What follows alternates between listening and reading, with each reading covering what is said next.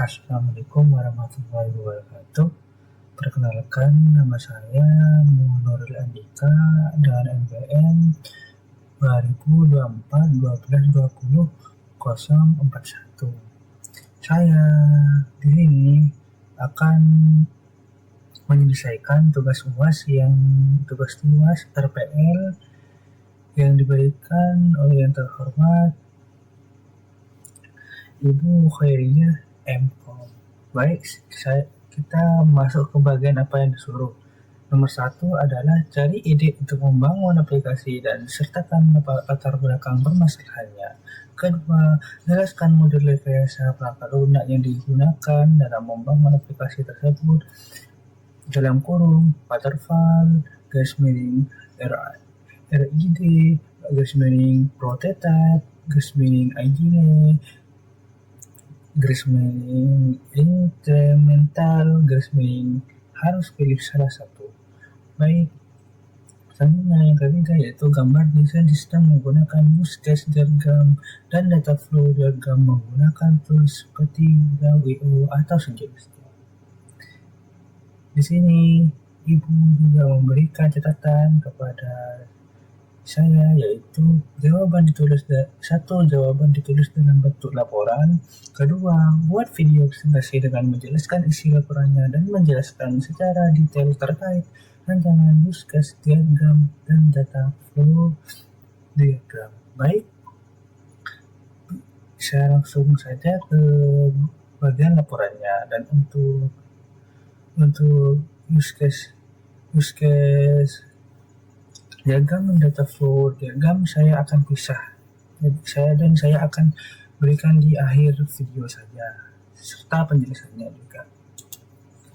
Baik, ini dia laporannya.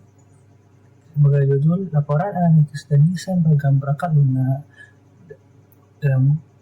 dan intinya sistem informasi manajemen distribusi and supply chains hasil tani lokal dalam kurung tani link. Baik, selanjutnya ke bagiannya. Nah, ini bagian pertama yaitu nomor 1, ide aplikasi atau latar belakang masalah. Sebagai masuk ke nama aplikasi yaitu Tani Link, platform manajemen distribusi and supply chain hasil tani lokal. Lanjut ke latar belakang masalah. Para petani lokal seringkali menghadapi masalah klasik saat musim panen tiba, yaitu harga komoditas yang anjlok drastis dan rantai distribusi yang terlalu panjang akibat tengkulak terlapis. Hal ini membuat keuntungan yang diterima petani sangat minim, sementara harga di tingkat konsumen akhir tetap tinggi. Di sisi lain, pemilik bisnis kuliner seperti restoran, catering, dan pedagang pasar tradisional mengalami kesulitan dalam mendapatkan pasokan bahan segar secara konsisten langsung dari tangan pertama dengan harga yang adil. Kurangnya transparansi data stok panen dan sistem logistik yang tidak terintegrasi dengan baik memperparah inefisiensi ekonomi ini. Lanjut ke solusi yang ditawarkan oleh saya, yaitu saya membuat Tani Link hadir sebagai solusi B2B marketplace dengan manajemen logistik terintegrasi menghubungkan kelompok tani dalam kurung GAPO dan disingkat saja sama saya ini ya, secara langsung dengan pelaku usaha kuliner atau pedagang besar. Aplikasi ini menyediakan fitur manajemen stok, transportasi harga, pasar acuan, serta pelacakan pengiriman logistik secara real time. Wah, berat banget. Oke, kita lanjut ke model rekayasa perangkat lunaknya. Baik, pilihan model yang saya pilih adalah Agile atau dalam kurung kerangka kerja Scrum, yaitu untuk membangun aplikasi Tani Link. Model rekayasa perangkat lunak yang paling tepat digunakan adalah Agile dengan menerapkan framework Scrum, yaitu pendapatan ini dipilih karena karakteristik proyek yang membutuhkan fleksibilitas tinggi dan adaptasi cepat terhadap kondisi lapangan. Bagian selanjutnya, alasan pemilihan model agile yaitu pertama, kebutuhan yang dinamis. Antara lain, kondisi di lapangan dalam kurung seperti fluktuasi harga pasar dan kendala logistik harian tutup kurung membutuhkan fitur aplikasi yang adaptif dan bisa diubah atau ditingkatkan sewaktu-waktu berdasarkan feedback data dari pengguna dalam kurung petani dan pemilik bisnis. Baik, selanjutnya pengembangan bertahap atau di dalam kurung iteratif tutup kurung, yaitu aplikasi tidak perlu langsung diselesaikan 100% untuk dapat dimulai digunakan. Melalui Agile, tim dapat meluncurkan minimum viable product atau MVP terlebih dahulu, misalnya fitur katalog produk dan pemesanan sederhana, lalu menambahkan fitur kompleks seperti pelacakan GPS, logistik di literasi dalam kurung sprint tutup kurung.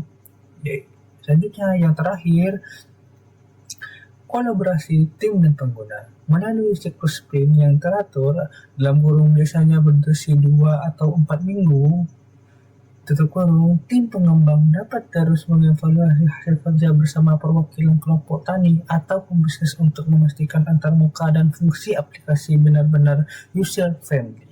Baik, kita masuk ke bagian ketiga, yaitu desain sistem dan aliran data. Nah, ini nanti masuk juga ke bagian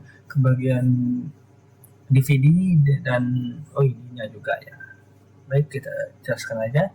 Yang pertama, use case diagram atau deskripsi logika, yaitu logika untuk sistemnya nanti di tani ini. Oke, selanjutnya use case diagram menggambarkan interaksi interaktif antara aktor dengan sistem tani. Sistem ini mengidentifikasi 3 aktor utama dengan peran sebagai berikut, yaitu aktor pertama yaitu petani dalam atau singkat Dropbox, yaitu memiliki hak untuk melakukan registrasi atau login, menilai informasi stok hasil panen, menerima dan mengonfirmasi pesanan masuk, serta memperbarui pengiriman komoditas. Yang kedua yaitu pembeli bisnis atau restoran atau pedagang memiliki hak akses untuk melalui registrasi atau login, menjelajahi katalog hasil tani, membuat pesanan atau order, dan melakukan konfirmasi pembayaran.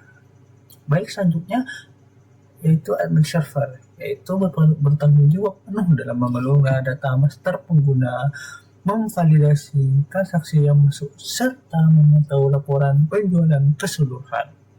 Baik, dan bagian yang kedua dari bagian ini yaitu data flow dalam kurung DVD level 0 garis miring kontek diagram. Kontek diagram menunjukkan aliran data secara global yang masuk ke dalam dan keluar dari sistem Tanilink dari setiap entitas eksternal. Oke. Nih, sini nih ketahuan nih bagian tiga bagian yang dijelaskan di atas ya, yaitu petani, pembeli bisnis atau admin sistem sebagai entitas eksternal.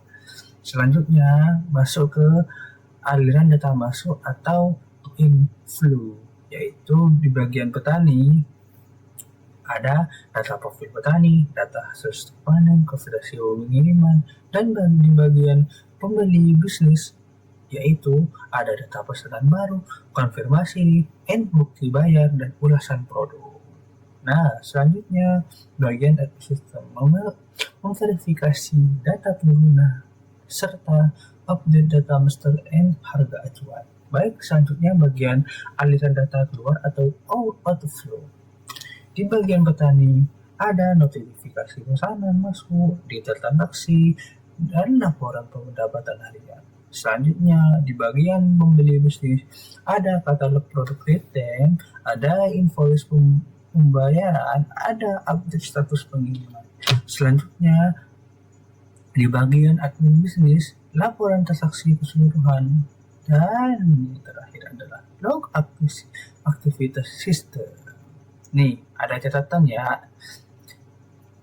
Nyata definisi teknologi karya gambar siap diintegrasi secara langsung menggunakan program guna visualisasi diagram seperti RIO atau program pemodelan OML sejenis untuk memetakan alur fisik komponen. Baik, begitu saja untuk bagian yang pertama ya DFG pertama, yaitu kita menjelaskan ke jalur-jalurnya ya lebih simpen lah kalau ada DFG-nya. Ya, yang pertama kita bagian ke petani, tentu saja petani ada yang tadi disebutkan, ada pengelola stok panen, memperbarui kiriman, dan serta pilihan untuk login atau registrasi. Baik, selanjutnya ada admin sistem antara lain, yaitu login, registrasi, dan juga validasi dan laporan. Baik, selanjutnya ke bagian pembeli bisnis, antara lain ada login dan registrasi. Login atau registrasi, selanjutnya melihat katalog dan order dari admin sistem. Selanjutnya baik kelanjutan melakukan pembayaran dan memiliki include atau pilihan sebagai pembeli bisnis itu bisa melihat gitu validasi dan laporannya.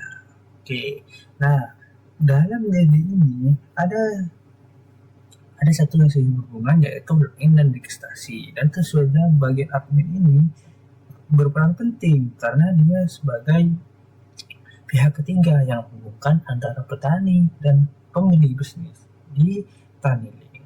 Oke, gitu saja.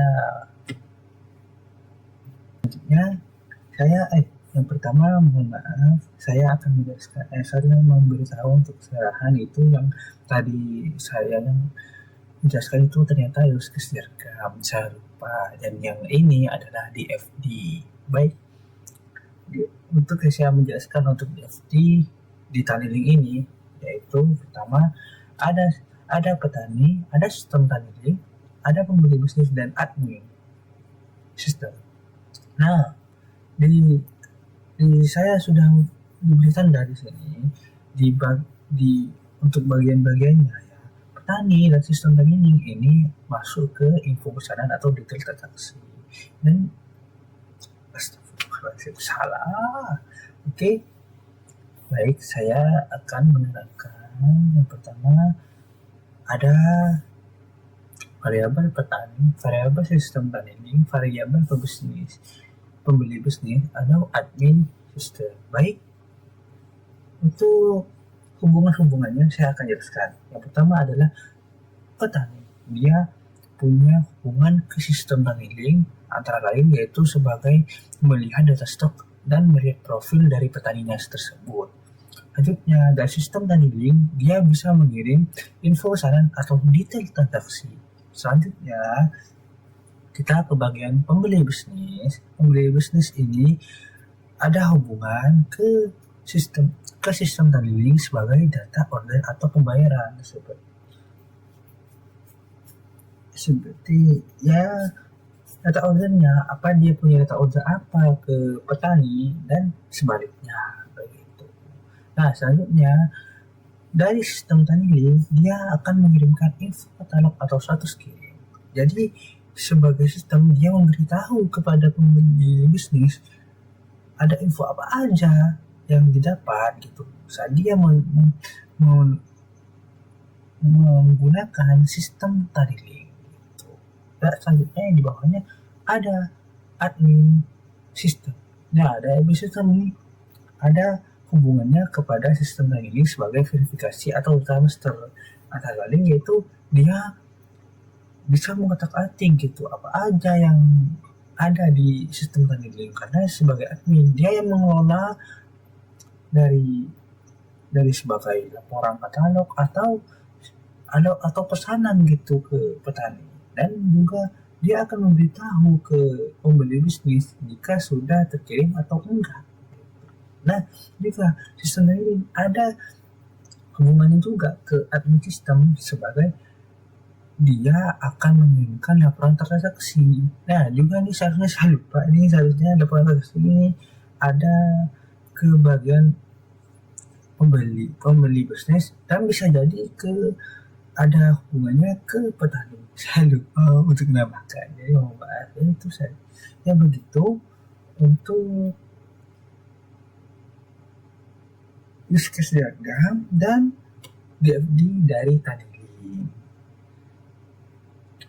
Jadi saya cukupkan saja sampai di sini. Jika ada salah kata atau apa yang saya lakukan dalam video ini, saya mohon maaf. Wassalamualaikum warahmatullahi wabarakatuh.